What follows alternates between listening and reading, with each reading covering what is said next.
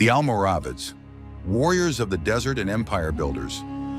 In the vast expanses of the Sahara Desert, a religious and military movement emerged in the 11th century, carrying the ambition to unify and purify the Muslim world of North Africa and al-Andalus. This movement was that of the Almoravids, a dynasty that profoundly marked the history of the Maghreb and the Iberian Peninsula. It all began with a Berber chief of the Sanhaja tribe, Yahya ibn Ibrahim, who undertook a pilgrimage to Mecca. On his journey, he met a theologian named Abdullah ibn Yasin. Deeply convinced by his teachings, Yahya invited Ibn Yasin to return with him to the desert. Together, they founded a religious community rigorously committed to the precepts of Maliki Sunni Islam. This community, whose name derives from the Arabic word al-Murabitun, meaning those bound by faith, became known as the Almoravids. The Almoravids were not only religious reformers, they quickly grew into a formidable military power. Under the leadership of their legendary commander, Yusuf ibn Tashfin, they began to expand their influence far beyond the Sahara.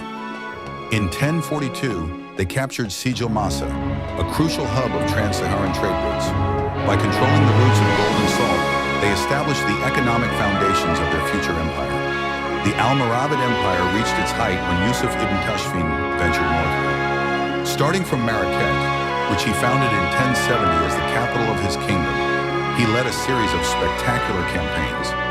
Not only did he unify much of the Maghreb, but he also intervened in the Iberian Peninsula to assist the Muslim kings of al-Andalus in facing the growing pressure from the Christian kingdoms of the north.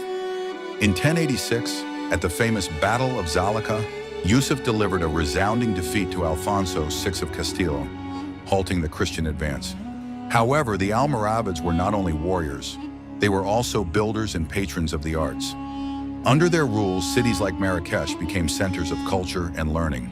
The Almoravids introduced remarkable architectural innovations, including advanced hydraulic techniques for irrigation, and adorned their cities with mosques, gardens, and palaces. Their reign was marked by a strict application of Sharia law, but also by an effort to reconcile local Berber traditions with the teachings of Islam. The decline of the Almoravids began in the mid-12th century.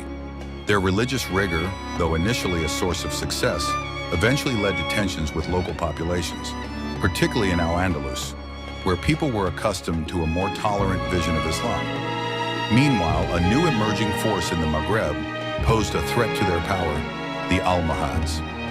This rival movement, also religious in nature, denounced the Almoravids as too lenient and used a reformist ideology to supplant them.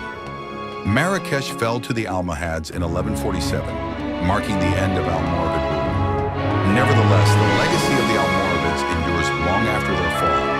Their role in defending Islam in al-Andalus and their contributions to the cultural and economic development of the Maghreb left an indelible mark. Marrakech, their creation, remains one of Morocco's jewels, while their example of faith and discipline continues to inspire generations. The Almoravids represent an era of religious fervor, military expansion, and empire building. Their story, etched in the sands of the desert and the stones of their monuments, stands as a testament to the ambition and genius of a people who shaped their destiny and that of an entire region.